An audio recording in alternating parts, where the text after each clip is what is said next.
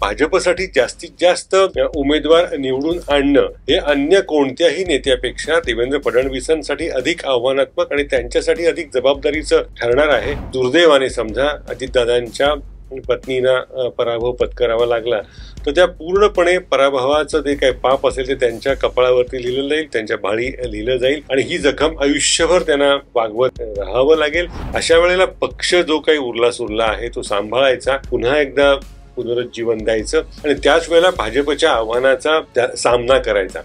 उद्धव ठाकरे यांच्यासाठी आव्हान असणार आहे. प्रकाश आंबेडकर यांचं वर्णन म्हणजे हिंदी भाषेतला शब्द घ्यायचा झाला तर वोट कटवा अशा पद्धतीनं करता येऊ शकेल. कोणत्याही निवडणुकांप्रमाणे याही निवडणुकीत राजकीय पक्षांचा कस अर्थातच लागेल. पण महाराष्ट्रापुरता विचार करायचा झाला तर राजकीय पक्षांच्या यशापयशाबरोबरच काही महत्वाच्या राजकीय व्यक्तिमत्वांचं राजकीय अस्तित्व इथे पणाला लागलेलं आहे. त्यामुळे या राजकीय अस्तित्वांच्या ज्या लढाईमध्ये जे काही होणार आहे, कोण जखमी होणार आहे, कोणाच्या जखमांवरची खपली निघणार आहे, हे सगळे मुद्दे मला असं वाटतं या निवडणुकीमध्ये महत्वाचे ठरतील. अशी एक 5 ते 6 व्यक्तिमत्व आहेत, त्यांच्या समोरच्या आव्हानांचा आढावा आपल्याला घ्यावा लागेल. सुरुवात अर्थातच मानाचा गणपती असतो पुण्याच्या गणपतीच्या मिरवणुकांमध्ये, त्याप्रमाणे मानाच्या पदावरनं करावा लागेल. महाराष्ट्राचे मुख्यमंत्री एकनाथ शिंदे 2.5 वर्षापूर्वी शिवसेनेतनं बंड करून त्यांनी जी सत्ता मिळवली त्याच्यानंतरची त्यांच्यासाठी असलेली ही पहिली मोठी कसोटी. मध्यंतरीच्या कालखंडामध्ये महानगरपालिका आणि नगरपालिकांच्या निवडणुकांच्या कसोट्यांना त्यांना सामोरं जावं लागलं असतं, पण ते टाळलं गेलं. त्याने कारण विविध असतील, पण ती परीक्षा त्यांची टळली. आता या निवडणुकीमध्ये त्यांचं जे काही राजकीय अस्तित्व आहे ते निश्चितपणे पणाला लागेल. 13 खासदार शिवसेनेचे त्यांना त्यांच्या पक्षामध्ये निवडणुकीसाठी हवे आहेत. भाजपती त्यांना पद देईल सुद्धा, ते उमेदवारी देईल सुद्धा, पण त्याचं राजकीय यश किती असेल त्याच्यावरती याच्यानंतरची त्यांची, ज्याला इंग्रजीचा आधार घ्यायचा झाला तर देवाणघेवाणीची किंवा बार्गेनिंग पॉवरती त्याच्यावरती अवलंबून असेल. त्यामुळे एकनाथ शिंदे यांना जास्तीत जास्त प्रयत्न करावे लागतील. त्यांच्यासाठी निवडणूक ही अवघड अधिक का आहे तर एक तर त्यांच्याकडे विविध मतदारसंघामध्ये द्यावेत असे महत्वाचे किंवा आश्वासक चेहरेच नाही आहेत. त्यामुळे त्यांनी त्या एकंदर मानाचा एक जो भाग असतो त्यांच्या पदाचा, त्यांच्या पक्षाचा, त्याच्यातनं त्यांना तेवढ्या जागा मिळतीलही, पण तेवढे उमेदवार नसणं आणि अशक्त उमेदवार जर दिले गेले तर काय होईल हा त्यांच्या पुढचा महत्वाचा प्रश्न आहे. त्यांच्यानंतर हे सगळ्यात जास्त आव्हानं दोघांची असतील. 2 त्यांचे उपमुख्यमंत्री, एक अजितदादा पवार आणि दुसरे देवेंद्र फडणवीस. अजितदादा पवारांना खरं म्हणजे या निवडणुकीनं त्यांच्यासाठी एक कटू सत्य महाराष्ट्राच्या समोर आणलेलं आहे. ते एका मतदारसंघाचेच नेते आहेत की काय असं वाटावं अशी परिस्थिती या निवडणुकीमध्ये दिसते आहे. 4-5 ज्या काही त्यांना जागा मिळतील त्या मिळतील, पण त्यांचं सगळी जी काही इब्रत म्हणता येईल ती पणाला लागली ती बारामतीमध्ये त्यांच्या पत्नी उभ्या आहेत. त्यांच्या विरोधात त्यांची चुलत बहीण त्या निवडणूक लढवत आहेत. मराठीमध्ये एक छान म्हण आहे, पाहुण्याच्या वाहनेने विंचू मारणं. त्यांना या राजकीय लढाईमध्ये त्यांच्या वाहनेने त्यांच्या राजकीय आव्हानाचा एक विंचू मारला जातोय किंवा काय भाजपच्या हातून असं निश्चित म्हणायला जागा आहे. कारण जर ते अजितदादा या निवडणुकीमध्ये यशस्वी ठरले तर अर्थातच त्याचं श्रेय भाजपला आणि भाजपच्या सर्वोच्च नेत्याच्या राजकीय परिश्रमाला, त्यांच्या दूरदृष्टीला, त्यांनी जे काही कष्ट घेतले त्याला जाईल ते श्रेय. आणि दुर्दैवाने समजा अजितदादांच्या पत्नींना पराभव पत्करावा लागला तर त्या पूर्णपणे पराभवाचं जे काही पाप असेल ते त्यांच्या कपाळावरती लिहिलं जाईल, त्यांच्या भाळी लिहिलं जाईल आणि ही जखम आयुष्यभर त्यांना पुढच्या वागवत राहावं लागेल. आपल्या पत्नीलाही ते निवडून आणू शकले नाहीत असा एक त्यातनं संदेश जाऊ शकतो. त्याच्यामुळे बारामतीची लढाई ही कधी नव्हे इतकी पवार कुटुंबातल्याच एकासाठी अत्यंत जगण्या मरण्याचा प्रश्न असावा अशी झालेली आहे. दुसरे उपमुख्यमंत्री देवेंद्र फडणवीस.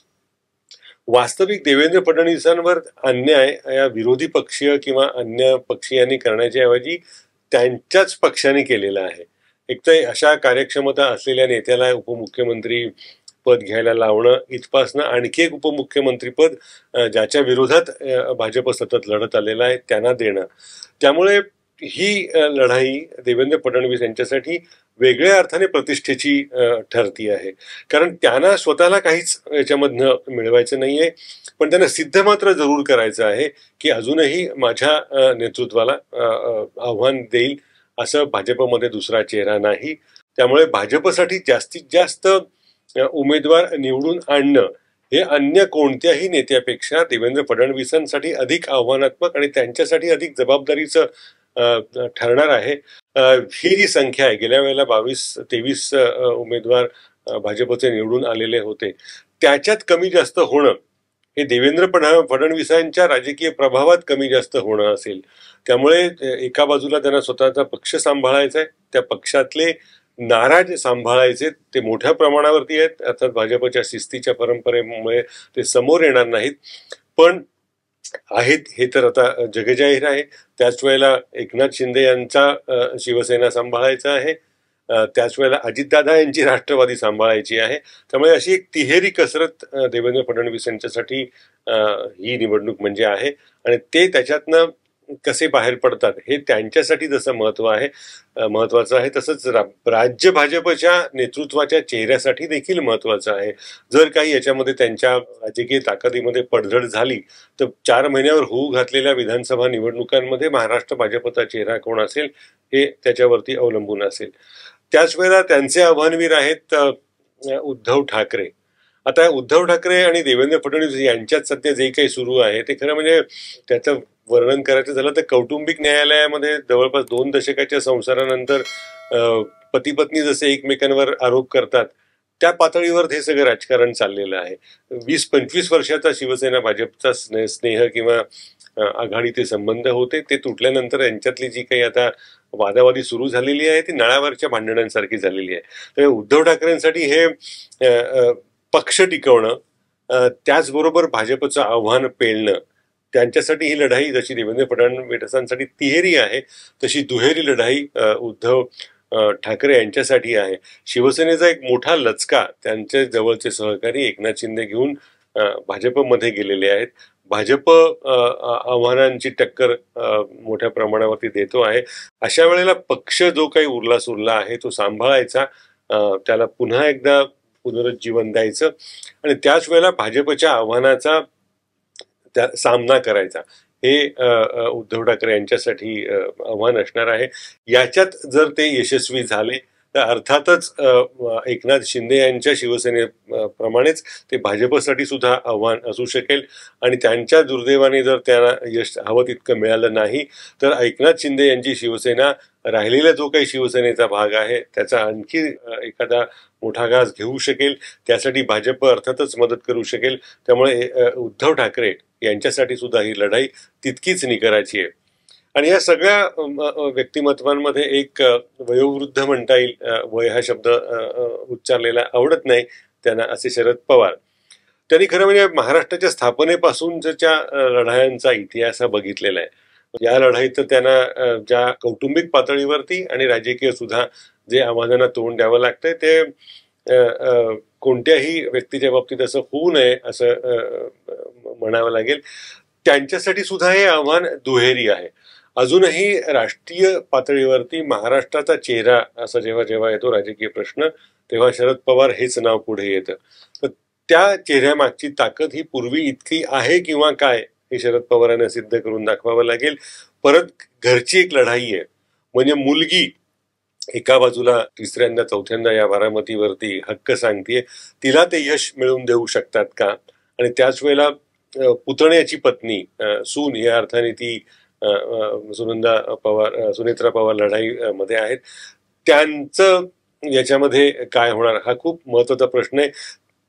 सुप्रिया पवार सुळे जर जिंकल्या तर अर्थातच हा प्रश्न निकालात निघेल. अजित पवार यांचा जो काही दावा होता किंवा जे काही आव्हान होतं ते पूर्णपणे नेस्तनाबूत करण्यात काका शरद पवार यांना यश आलं असं निश्चित म्हणता येऊ शकेल.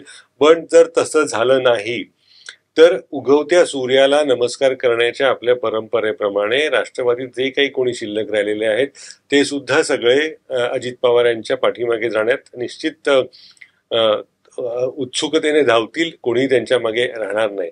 त्यामुळे अजित पवारांना आपला जो काही कार्यकर्तृत्वाचा इतिहास आहे तो सांभाळून ठेवण्यासाठी, तो आहे तसाच आपला प्रभाव अजूनही आहे हे सिद्ध करण्यासाठी ही निवडणूक महत्वाची ठरेल. त्याचबरोबर राष्ट्रीय स्तरावर जे काही शरद पवार करू इच्छितात, भाजपच्या विरोधात एक मोठ बांधणं किंवा इंडिया आघाडीमध्ये जी काही त्यांना जुळवाजुळव करायची आहे ते प्रयत्न करू इच्छितात, त्यासाठी सुद्धा त्यांना महाराष्ट्रात विजय मिळणं हे महत्वाचं आहे. कारण जर तो तितका तसा विजय मिळाला नाही तर एक सहजच प्रश्न त्यांच्या बाबतीत उपस्थित होऊ शकेल की तुम्हाला तुमचं घर सांभाळता आलेलं नाही, महाराष्ट्र हे घर मानलं तर ते सांभाळता आलेलं नाही, तर राष्ट्रीय राजकारणात जी काही त्यांची प्रतिष्ठा असेल ती धुळीस मिळवू शकेल. ह्या 5 व्यक्तिमत्वांच्या बरोबरीने आणखी 2-3 खेळाडू ज्याला परिघावरचे म्हणता येतील असे या निवडणुकीमध्ये आहेत. एक राज ठाकरे आहेत, दुसरे प्रकाश आंबेडकर आहेत आणि तिसरे ओवेसी असदुद्दीन ओवेसी त्यांच्या पक्षातर्फे. त्यांच्या पक्षाचा जीव लहान आहे पण तरी हे या सगळ्याच्या जीवाच्या मनाने यांना माध्यमांमुळे असेल, त्यांच्या राजकीय लोकप्रियतेमुळे असेल, त्यांच्या आवाजाला प्रतिध्वनी जनतेमधनं जास्त येत असतो.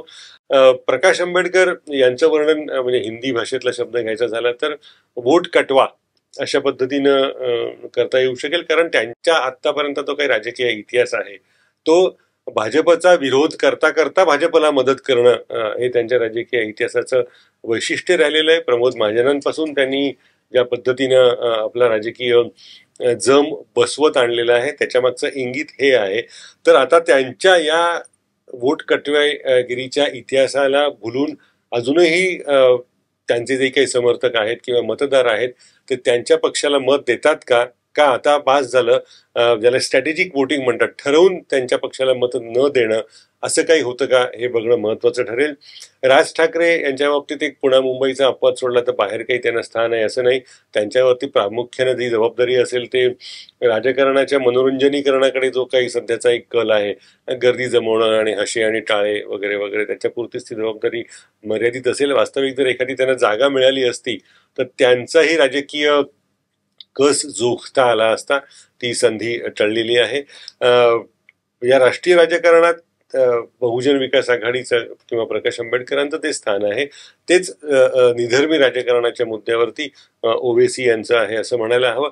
काही जे 4-5 मुसलमान बहुल मतदारसंघ आहेत तिथे आपापले प्रतिस्पर्धी आपापले उमेदवार उभे करून प्रतिस्पर्धेची, विशेषतः काँग्रेस आणि या निधर्मी म्हणवणाऱ्यांची मतं कशी कमी करता येतील हेच आतापर्यंत ओवेसी बघत आलेले आहेत आणि या निवडणुकीत त्यांच्याकडून यापेक्षा काही फारशी वेगळी अपेक्षा करायचं कारण नाही.